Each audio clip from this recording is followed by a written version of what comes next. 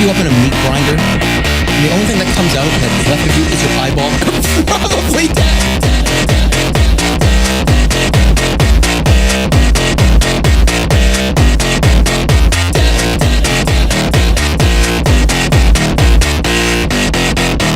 I'm not gonna put you into a meat grinder.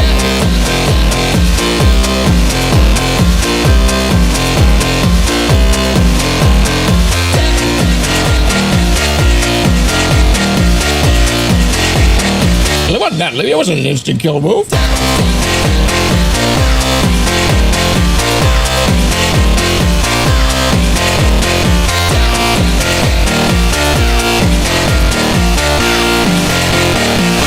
I'm not gonna put you into a match.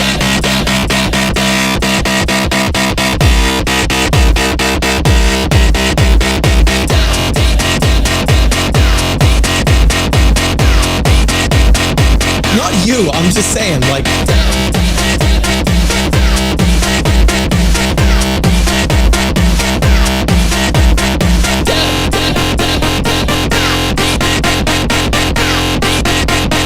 You still got, like, this part of your finger left.